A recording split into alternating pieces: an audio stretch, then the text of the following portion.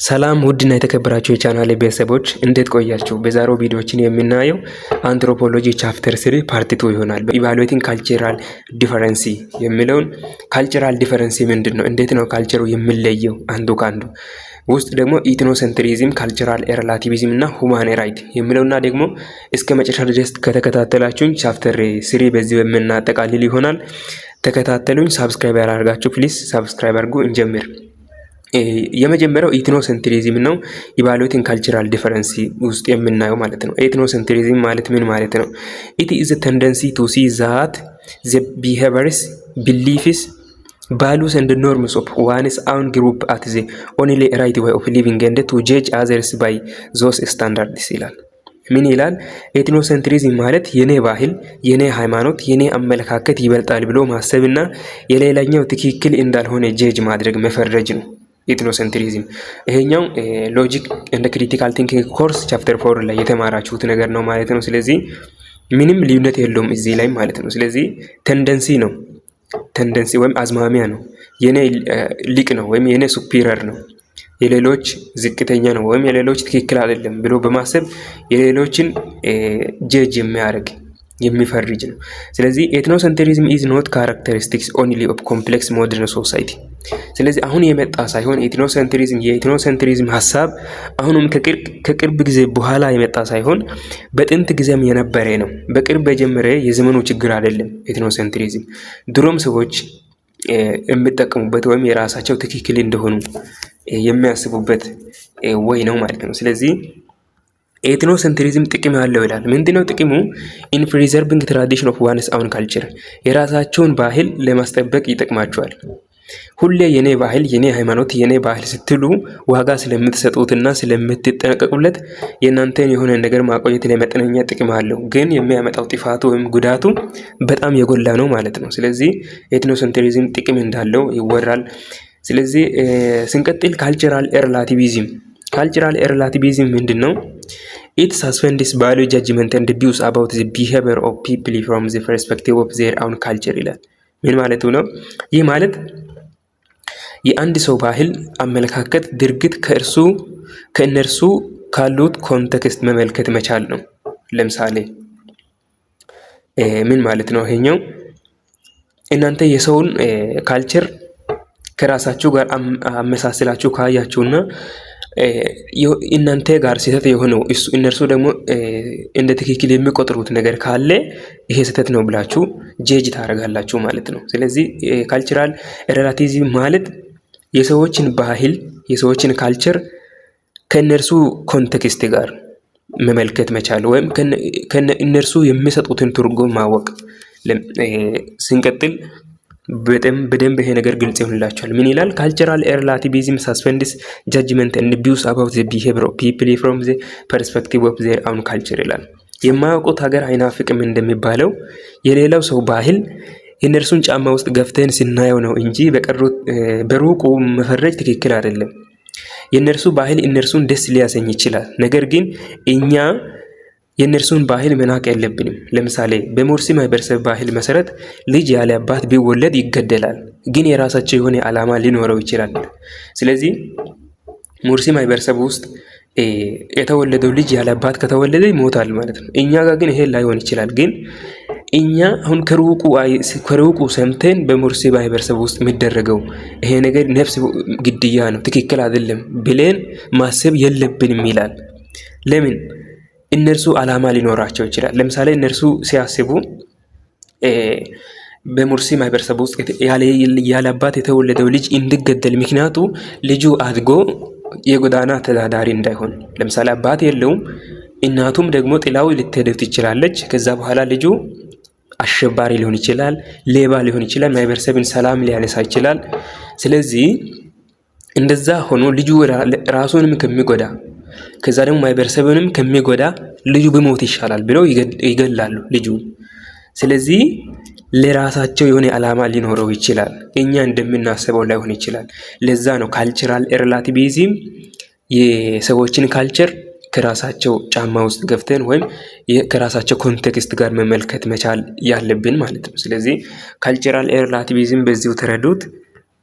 ሬስፔክት ፎር ካልቸራል ዲፈረንስ ኢንቮልቭስ የባህል ልዩነቶችን ማክበር አለብን ስንል ለምንድን ነው? አንደኛ የባህል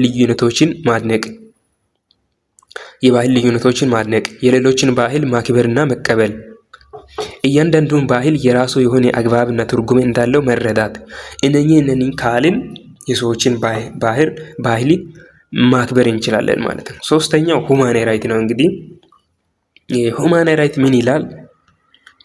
It challenges cultural relativism by invoking a realm of justice and morality beyond and superior to the law and custom of particular countries, cultures and religion.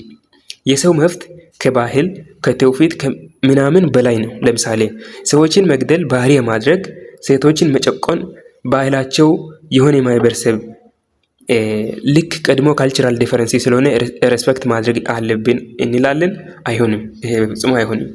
ስለዚህ የሰው ባህል ማለት የሰው መብት ከባህል ከትውፊት ከእምነት ከባህሉ ከመወር ምናምን ብለን ቅድም ካወራ ነው ይበልጣል ማለት ነው። ስለዚህ የሰው ሁማን ራይት መከበር አለበት ይላል። ይሄኛው እንግዲህ ሁማን ራይት የሚለው ስለዚህ አሁን ካልቸራል ዲፈረንሲ ብለን ቅድም ብዙ ወንጀሎችንም አውርተን ነበር። እነኚህ ልክ ነው፣ የራሳቸው ባህል ነው፣ ምናልባት የሆነ ትርጉም ሊኖረው ይችላል ብለን ዝም ማለት የለብንም ማለት ነው። ምክንያቱም የሰው ልጅ መገደል የለበትም፣ የሰው ልጅ መብቱን መጋፋት የለበትም፣ የሰው ልጅ መኮነን የለበትም ማለት ነው። ስለዚህ ሁማን ራይት ስለዚህ ነው የሚያወራው። ሁማን ራይት ኢንክሉድስ ዘ ራይት ቱ ስፒክ ፍሪሊ ቱ ሆልድ ሪሊጂየስ ቢሊፍ ዊዝአውት ፕሪኩሽን ኤንድ not to be murdered, injured or enslaved or imprisoned without charge ይላል። ስለዚህ እነኚህ አይነቱ የሰውን መብት የሚያጋፉ ካልቸር እንኮንናለን እንጂ መቻቻል ነው ብለን ዝም አንልም ማለት ነው። ለምሳሌ የሰው ልጅ በነፃነት የማውራት መብት የተሰጠው ነው። የራሱ የሆነ ሃይማኖት መከተል የሚችል ነው። የሰው ልጅ ያለ መመታት ወይም በሰው ያለ መገፋት መብት የተጠበቀ ነው። ባሪያ ሆኖ መሸጥ ወይም ባሪያ መሆን አይገባም። ወይም የሰው ልጅ ባሪያ ያለ መሆን መብቱ የተጠበቀ ነው። ስለዚህ እንዲህ አይነቱ የሰው መብት የሚያጋፉ ካልቸር ካለ እነርሱን ካልቸራል ሪላቲቪዝም ወይም ካልቸራል ሬስፔክት ብለን ዝም አንልም፣ እንኮንናለን። ስለዚህ መቻቻል የሚባለው ነገር እዚህ ላይ አይሰራም ማለት ነው። ስለዚህ የሶስቱን ልዩነት ያዟቸው። በእነዚህ በሶስቱ ነው እንግዲህ ካልቸራል ዲፈረንሲ ኢቫሉዌት የሚደረገው ወይም ማመዛዘን የምንችለው ማለት ነው። ስለዚህ ኢትኖሴንትሪዝም፣ ካልቸራል ሪላቲቪዝም እና ሁማን ራይትን ሶስቱን በደንብ መያዝ አለባችሁ፣ ፈተና ላይ ይመጣሉ ማለት ነው። አሁን ትልቁ ቶፒክ ካልቸር ቼንጅ። እንዴት ነው ካልቸር ቼንጅ የሚሆነው ወይም የሚቀያየረው? እንዴት ነው ካልቸራል ቼንጅ የሚመጣው? እንዴት ነው? why and how do culture change? ለምንድን ነው እና ደግሞ መቼ ነው ካልቸራል ቼንጅ የሚመጣው ወይም የባህሊ ልዩነት ወይም የባህሊ ለውጥ የሚመጣው ካልን ከዚህ በፊት እንዳየነው ካልቸር በየጊዜው እየታደሰ ወይም ሞዲፋይ እየሆነ ይመጣል። መለስ ብላችሁ ያለፋችሁን ሶሳይቲ ካልቸር ብታዩ ተመሳሳይ ሆኖ አታገኙም። በቃ በጊዜው አዲስ ሀሳብ፣ አዲስ አመለካከት ሲመጣ ካልቸሩ ይቀየራል ማለት ነው። ስለዚህ ካልቸሩ ቅድም የካልቸሩ አንደኛው ገጽታው ምን ብለን ነበር? ካልቸር ኢዝ ዳይናሚክ ነው ብለን ነበር። ስለዚህ ካልቸር ሊቀያየር የሚችል ነው። ካልቸር ስታቲክ አይደለም። ስለዚህ ለዘላለም የሚቆይ ሳይሆን ሞዲፋይ የሚደረግ ሊታደስ የሚችል ነው ማለት ነው። ካልቸር ቼንጅ ኦከርስ አስ ሪዛልት ኦፍ ዘ ፎሎዊንግ ሜካኒዝም።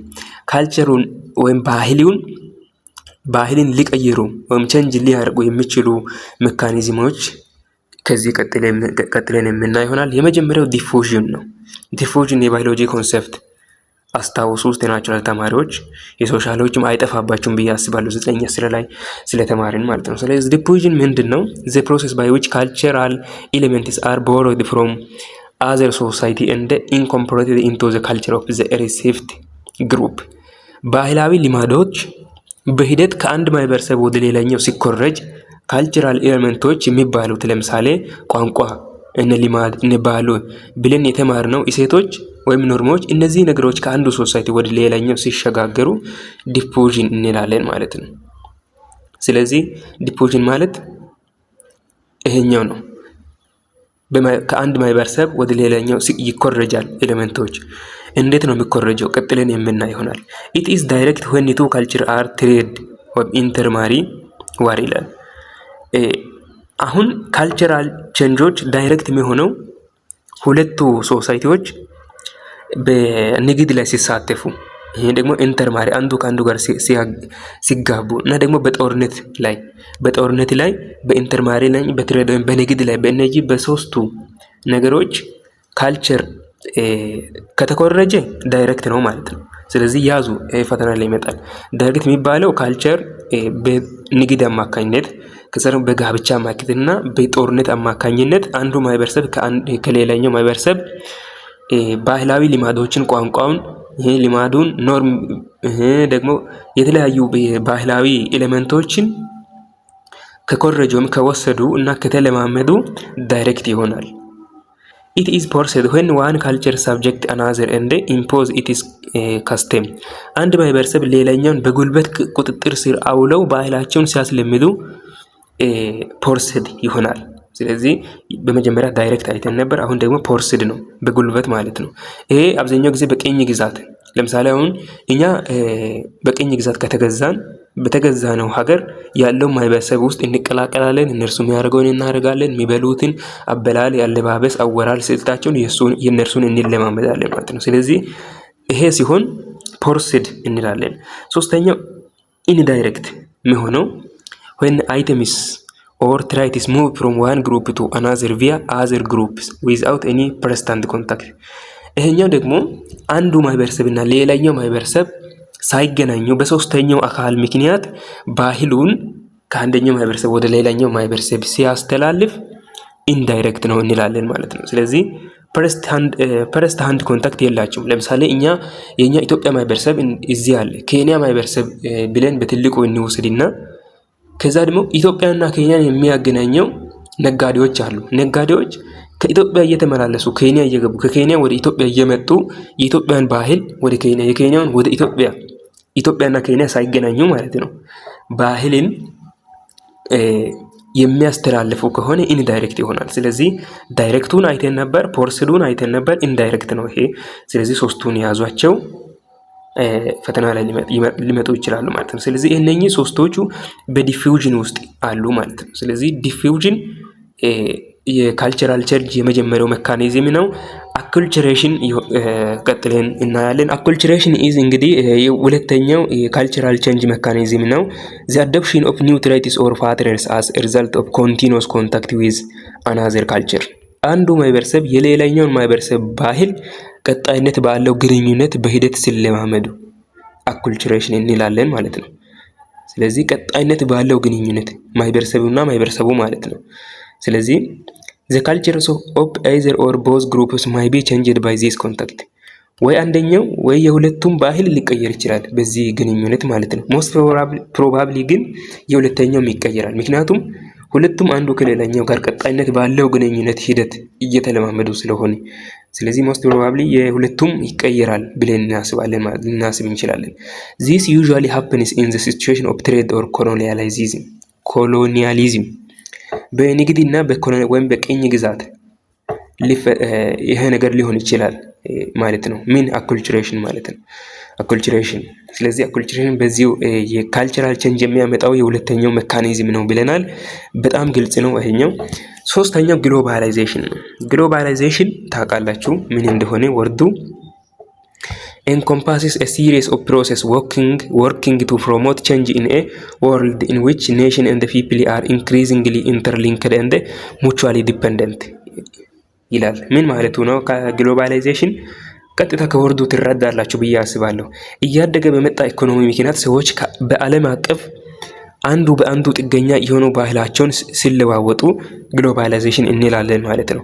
እንግዲህ ዘመኑ እንደምታውቁት እየዘመነ ነው። ሀገራትም ከሀገራት ጋር የራሳቸው የሚያስተዋውቁና የሚለዋወጡበት ነገር ስላሉ ከነዚህ የተነሳ ባህላቸው ሊቀየር ይችላል።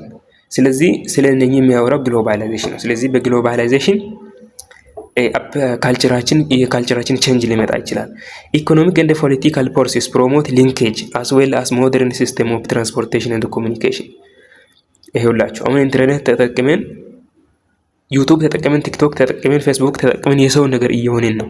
ለምሳሌ የተገላለጡ ልብሶችን መልበስ በጣም ትዝ የሚለኝ ነገር 2017 ላይ ቲክቶክ ክሬቲቭ አዋርድ ላይ የሆነውን ነገር አይታቸው እንደሆነ ሰዎች እንዳለ የተገላለጠ ልብስ ለብሰው ለሽልማቱ ሲመጣ ተከሰው ነበር፣ ታስረው ነበር። ስለዚህ እነኚህ ባህላችን አሁን ምን ተብሎ ነበር ያኔ የታስረው የምታስታውሱ ካላችሁ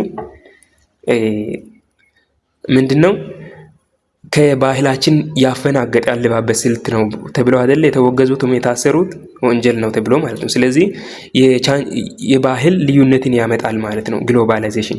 አሁን እነርሱ ከየትኛው ወይም ከኢሮፒያን ሀገር ከአሜሪካ ሀገር የሚደረገው ነገር አይተው ነው። ስለዚህ ግሎባላይዜሽን ካልቸራችን አፌክት ያደርጋል። ሶስተኛው ሜተድ ነው እንግዲህ ሶስተኛው ሜካኒዝም ነው። ስለዚህ ግሎባላይዜሽን ይሄኛው ነው። አራተኛው ኢንቨንሽን ነው። ኢንቨንሽን ምንድነው? the process by which human innovate creatively finding solution to problem in a third mechanism of cultural change። የተለያዩ ነገሮችን ኢንቨንት ሲደረጉ ባህል መቀየሩ የምታውቅ ነገር ነው። ለምሳሌ በጥንት ዘመን እናንተ ሳትወለዱ እኛ በድንጋይ ነበር እሳት የምናቀጣጥለው። ይኸው በእናንተ ዘመን ክብሪት እዚያ ኤሌክትሪክ መጣ ምናምን። ይሄ ቀልድ ነው እንዲገባችሁ ነው። ማለት ሞጁሉ እናንተ ፒዲኤፉን በራሳችሁ ጊዜ ስለምታነቡ በግልጽ እንዲገባላችሁ ነው እንጂ እኛ የዛኔ ዘመን ሰዎች አይደለንም። ስለዚህ ኢንቨንሽን አዲስ ነገሮች ሲመጡ አዲስ ነገሮች ኢንቨንት ሲደረጉ ባህሉን ይቀያይራል። ለምሳሌ አሁን እንዳልኩት ጥንት ላይ ሰዎች ድንጋይን ወቅጠው እሳት ያወጣሉ። ከዛ አሁን ደግሞ ክብሪት ምናምን መጣ። ይሄ ባህሉን ቼንጅ አድርጎታል። ኢንቨንሽን ማለት ይሄኛው ነው ማለት ነው። ስንቀጥል ካልቸራል ኤሪያ ኤንድ ካልቸራል ኮንታክት ኢን ኢትዮጵያ የሚለው በቀላሉ ሶስት ካልቸራል ፕሬስ ካልቸራል ኤሪያዎች አሉ። እነርሱም ፍላውግ ወይም ፕላውግ ካልቸር ወይም የአርሶ አደሮች ካልቸር የሚለው ነው። ምን ይላል እንግዲህ በጣም ቀላል ነው፣ ይሄኛው ግልጽ ነው። It represents those most part of country where agriculture is predominantly the means of subsistence. Most of highland and the central part of Ethiopia serves as the backbone of economy is considered as plough culture ይላል።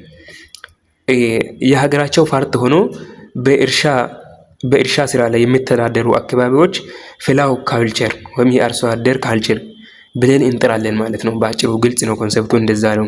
እና ሞስት ሃይላንድ ኤሪያስ አብዛኛው ከፍታማ ቦታዎች እና ደግሞ ሴንትራል ፓርቲስ ማዕከላዊ ኢትዮጵያ የምንላቸው አካባቢዎች ሰርቭ አስ ባክቦን ኦፍ ኢኮኖሚ ኢን ኮንሲደር አስ ፍላውግ ካልቸር ይላል። በእርሻ የሚተዳደሩ ስለሆነ ፍላውግ ካልቸራል ኤሪያ ልንለው እንችላለን። የት አካባቢ? ሃይላንድ አካባቢ እና ሴንትራል ፓርት ኦፍ ዘ ካውንትሪ። ስለዚህ እነኚህን የአርሶ አደር መንደር አርሶ አደር ካልቸር ወይም ፕላው ካልቸር ልንለው እንችላለን። ሁለተኛው ኢንሴት ካልቸር ነው። ኢንሴክት ሳይሆን ኢንሴት። ኢንሴት ካልቸር ደግሞ ምንድነው? ከስሙ ጋር ይያዛል ሁሉም ነገር።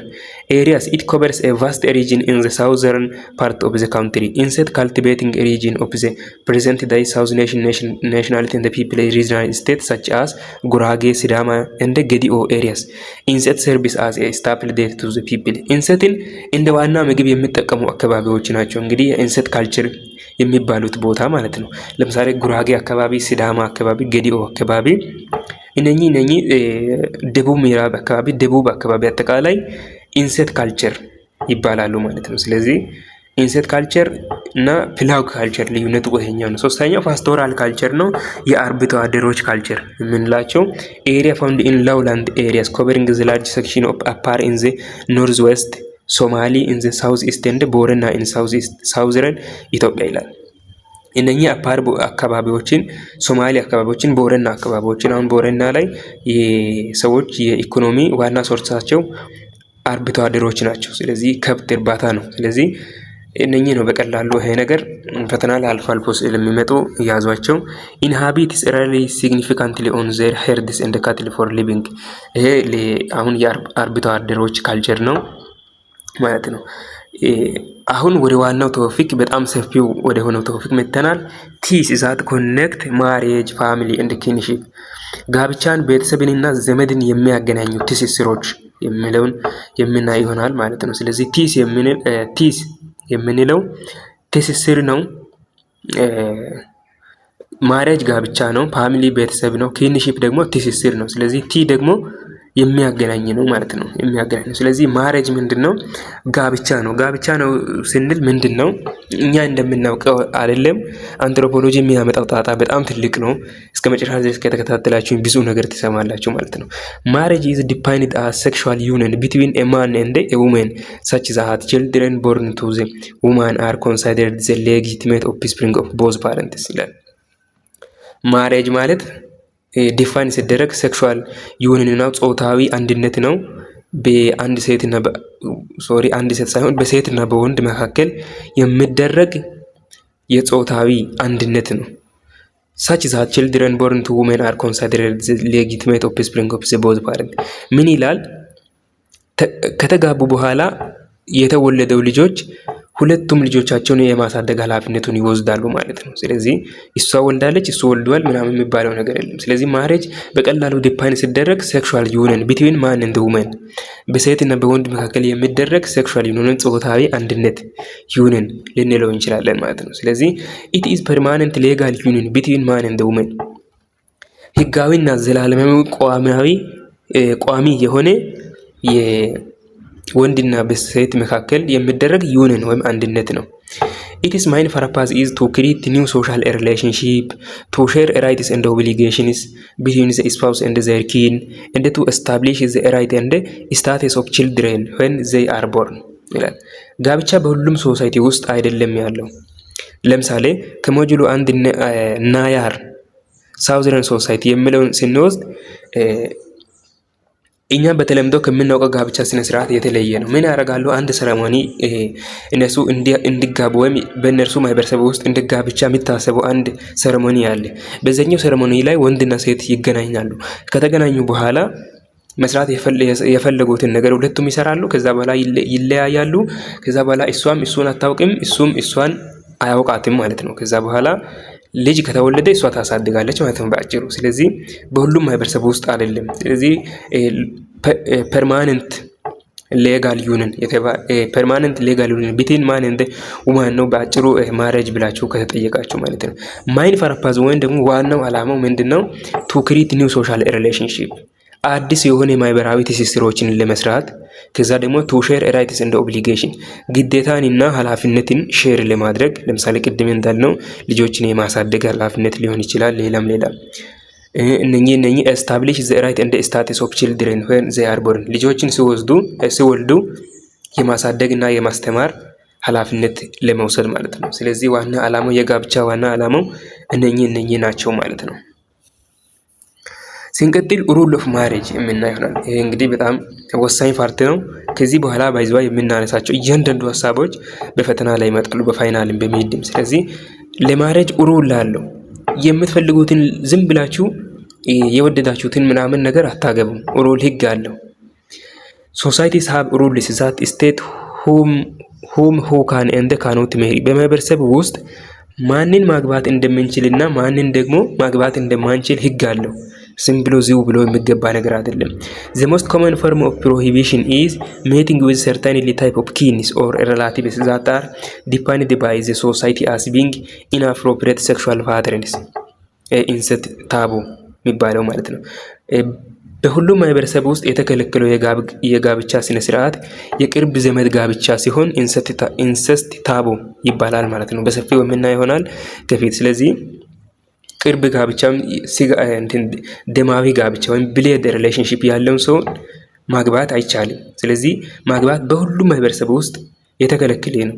ይሄኛውን የሚከለከል ህግ ግን ምን ይባላል? ኢንሰስት ታቡ ይባላል ማለት ነው። The most universal form of incest taboo involves mating between members to immediate family, mother, son, father, daughter and brother, sister. incest taboo የሚባለው ማለት በጣም የሚቀራረበው የስጋ ዝምድና ያላቸው ሰዎች ወይም በእንግሊዘኛ ኑክሊየር ፋሚሊ የምንለው ሲጋቡ ማለት ነው። ለምሳሌ ይሄ እንግዲህ በጣም የማይመቸኝ ነው ከሃይማኖትም ጋር ትንሽ አንብቡት። ይሄኛው እንግዲህ በእንግሊዘኛ ብዬ ሊለፍ ማዘር ሶን፣ ከዛ ፋዘር ዳውተር፣ ብራዘር ሲስተር እንዲህ አይነት ደግሞ የተከለከለ ነው በፈጣሪም በማህበረሰብም ውስጥ ማለት ዘንድ ማለት ነው። ስለዚህ ይሄን የሚከለከል ህግ ኢንሰስት ታቦ ይባላል ማለት ነው። ስለዚህ ኢንሰስት ታቦ በደንብ ያዙ፣ መርሳት የለባችሁም። ስንቀጥል ደግሞ ሜት ሴሌክሽን ሁም ሹድ ዩ ሜሪ ማንን ማግባት አለባችሁ የሚለውን ነው። ሁም ሹድ ዩ ሜሪ ማንን ማግባት አለባችሁ ወይም ደግሞ ማንን ማግባት ይቻላል፣ ማንንስ ማግባት አይቻልም የሚለውን ስናነሳ ብዙ ህጎች አሉ። የመጀመሪያው ኤግዞጋሚ ነው። ኤግዞጋሚ ምንድን ነው? ዚስ ኢዝ ዘ ሩል ባይ ዊች ኤ ማን ኢዝ ኖት አላውድ ቱ ሜሪ ሳምዋንስ ፍሮም ሂዝ አውን ሶሻል ግሩፕ ይላል። በአንድ ማህበረሰብ ውስጥ የምትኖሩ ከሆነ ከዛኛው ማህበረሰብ ውስጥ መጋባትን የሚከለክል ህግ ነው። ምን? ኤግዞጋሚ ማለት ነው። ኤግዞጋሚ በቀላሉ እንደዚህ ያዟቸው። በማህበረሰብ ውስጥ እናንተ ከምትኖሩት ማህበረሰብ ውስጥ መጋባት ክልክል ነው እና ከሌላኛው ማህበረሰብ ማግባት አለባችሁ ማለት ነው። ማሬጅ ዊዝ ኢን ዘ ግሩፕ ሜምበር ኢዝ ኮንሲደርድ አስ ኤ ማሬጅ ቢትዊን ብራዘርስ ኤንድ ሲስተርስ አትራክሽን ቢትዊን ኤ ሜል ኤንድ ፊሜል ጌትስ ሎትስ ዱ ቱ ክሎዝ ሪሌሽንሺፕ ኢን ስሞል ግሩፕ ይላል። ምክንያቱም በአንድ ማህበረሰብ ውስጥ ከምትኖሩ ከዛኛው ማህበረሰብ ውስጥ መጋባት የሚከለከልበት ምክንያት አለው። ምክንያቱ ምንድነው? ማህበረሰቡ ትንሽ ስለሆነ እርስ በርስ መጋባት እህትና ወንድም እንደሚጋቡ ነው የሚታሰበው። ለዛ ነው ኤግዞጋሚ የሚከለክለው ማለት ነው። ስለዚህ ኤግዞጋሚ በአንድ ማህበረሰብ ውስጥ እናንተ በምትኖሩበት ማህበረሰብ ውስጥ ያለውን ሰው ማግባት አትችሉ። ኤግዞጋሚ ባጭሩ ይሄኛው ነው። ሁለተኛው ኤንዶጋሚ ነው። ኤንዶጋሚ ምንድነው? ኤንዶጋኒ ብለናል እዚህ ስህተት ነው። ኤንዶጋሚ ነው። is requires people marry with their own social group, example their own tribe, nationality, religion, race, community, social class። ይህ ደግሞ የኤግዞጋሚ ተቃራኒ ነው። ምን? ኤንዶጋሚ። ኤንዶጋሚ ከሶሳይቲያችሁ ውጪ ማግባት አይፈቀድም። ቅድም ደግሞ ከሶሳይቲያችሁ ማግባት አይፈቀድም ብለን ነበር ኤግዞጋሚ ላይ። ኤንዶጋሚ ላይ ደግሞ ከሶሳይቲያችሁ ውጪ ማግባት አይፈቀድም። religious groups such as Amish, Mormons, Catholic and Jewish have rule of endogamy. Castes in India and Nepal are also endogamous ይላል። ይሄኛው በብዙ ሃይማኖትና ባህላት ዘንድ ታዋቂ ነው። ከእነርሱ ሃይማኖትና ባህል ውጪ ጋብቻን አይፈቅዱም። ለምሳሌ እኛ ጋርም የተለመደው እንደዛ ነው። ኢትዮጵያ ውስጥ አሁን ለምሳሌ አንድ ሃይማኖት ከዛኛው ሃይማኖት ውጪ ሌላውን ማግባት ይከለከላል። ለምሳሌ አሁን ክርስቲያንና ሙስሊም ለምሳሌ ሊጋቡ ባይዘው ይቻላል፣ ግን ሰው አይቀበልም ብዙ ጊዜ። ስለዚህ ኤንዶጋሚ ነው ይሄኛው፣ አይፈቀድም።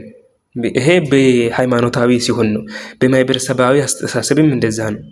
ስለዚህ ሪሊጂየስ ግሩፕ የሚባሉት ለምሳሌ አሚሽ ሃይማኖት ተከታዮች፣ ሞርሞንስ የሚለው ካቶሊክም፣ ጂዊስም ኢንዶጋሚ ናቸው። ከራሳቸው ማህበረሰብ ውጪ ወይም ከራሳቸው ሃይማኖት ተከታይ ውጪ መጋባት የሚከለክሉ ናቸው ማለት ነው ባጭሩ።